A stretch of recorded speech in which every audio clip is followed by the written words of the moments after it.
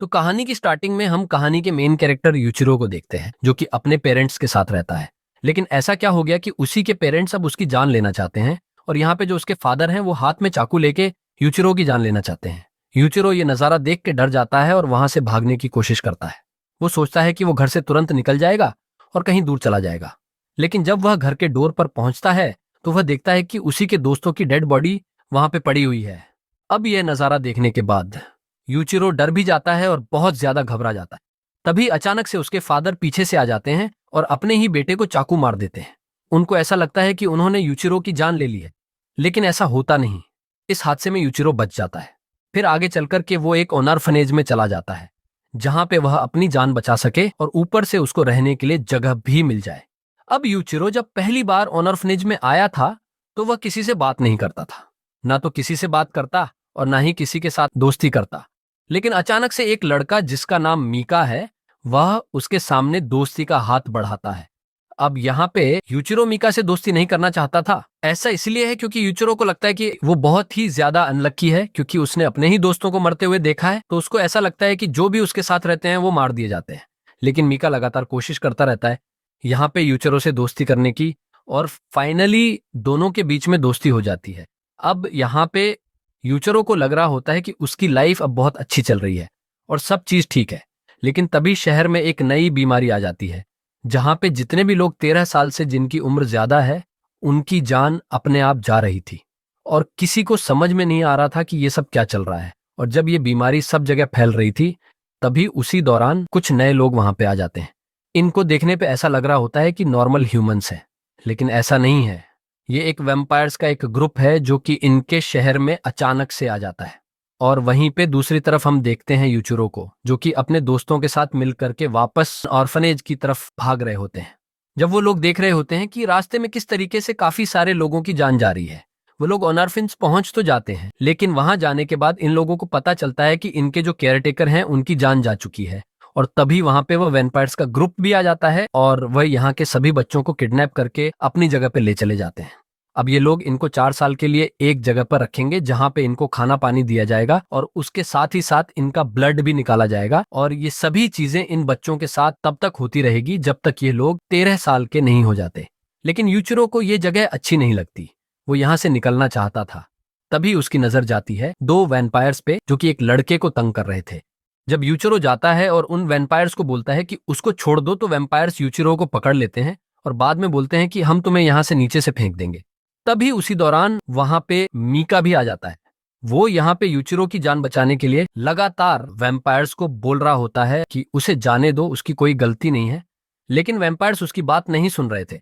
तभी उसी दौरान वहां पर वैम्पायर्स का प्रिंस आ जाता है, जिसको मीका पसंद है, क्योंकि यहाँ पे मीका का जो ब्लड है वह वैम्पायर प्रिंस को बहुत अच्छा लगता है। और इसीलिए वैम्पायर का जो प्रिंस है वो मीका से बोलता है कि आज रात तुम मेरे पैलेस में आओगे।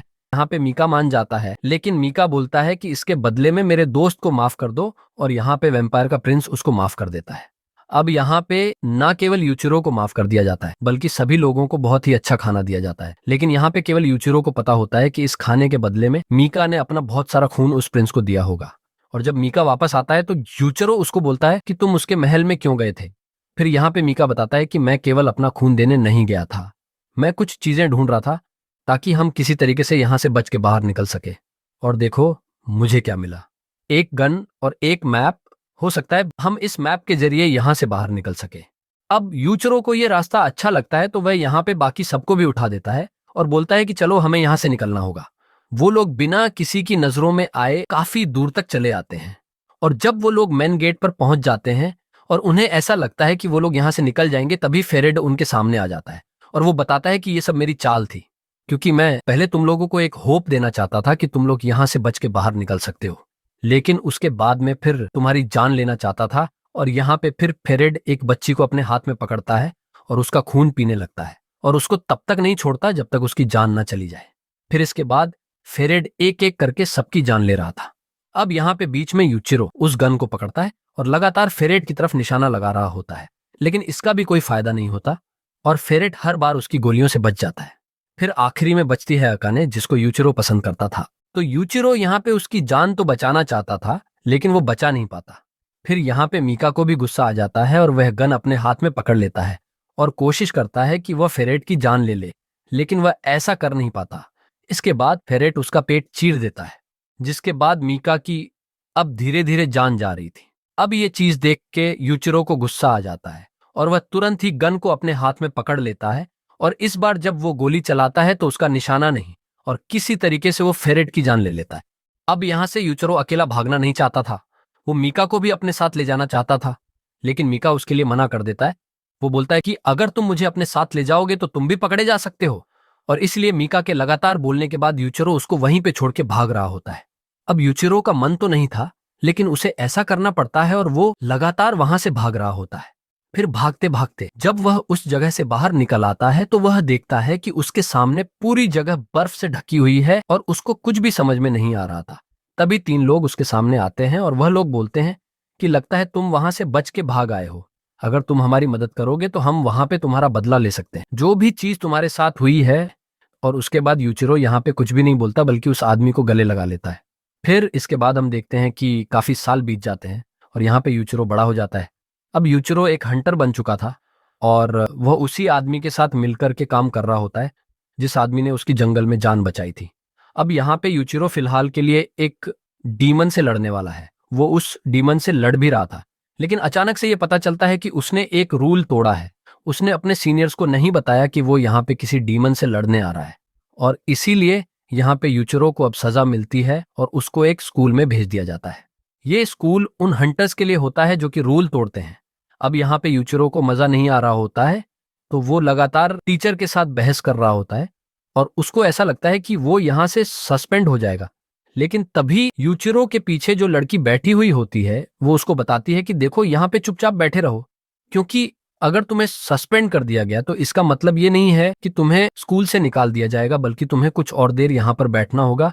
और अगर तुम्हें यहाँ पर सस्पेंड कर दिया गया तो ये सस्पेंशन हटाने के लिए तुम्हें यहाँ पे किसी एक से दोस्ती करनी होगी। इसके बाद हमें फिर से पास्ट का सीन दिखाया जाता है जहां पे हम देखते हैं यूचिरो को, जो कि इन 3 लोगों से बातें कर रहा था। तभी इन तीनों का जो लीडर होता है गरेन सामने आता है और बोलता है कि मैं एक हंटर हूं और हमारा काम है डीमंस को मारना, लेकिन अभी के लिए तो हमारी जो लड़ाई है वह ना केवल डीमंस के साथ बल्कि वैम्पायर्स के साथ भी चल रही है। इसलिए यहाँ पे फिर वह यूचिरो को बोलता है कि तुम हमें जॉय कर लो, और यूचिरो उसकी बात मान लेता है। फिर हम देखते हैं करंट का सीन, जहां पे यूचिरो बैठे बैठे यही सोच रहा होता है कि गरेन एक नंबर का झूठा है। उसने बोला था कि मैं काफी सारे वैम्पायर्स को मारूंगा, लेकिन अब तक मैंने किसी भी वैम्पायर की जान नहीं ली है, और ऊपर से मुझे यहाँ पे स्कूल में बैठ करके एक फालतू लेक्चर सुनना पड़ रहा है। तभी सिनोवा उसको बताती है कि अगर तुम्हें इस सस्पेंशन से बाहर निकलना है तो तुम्हें यहाँ पे किसी से दोस्ती करनी होगी। लेकिन यहाँ पे इचिरो बोलता है कि ग्रेन को जाकर के बता दो कि मैं यहाँ पे किसी से दोस्ती करने नहीं आया हूँ, मुझे वैम्पायर्स को मारना है। तब सिवा उसको एक लेटर देती है जो कि गरेन का होता है, और यहाँ पे गरेन लिखता है कि तुम्हें किसी से दोस्ती करनी होगी, तभी तुम आगे चल के वैम्पायर्स को मार पाओगे।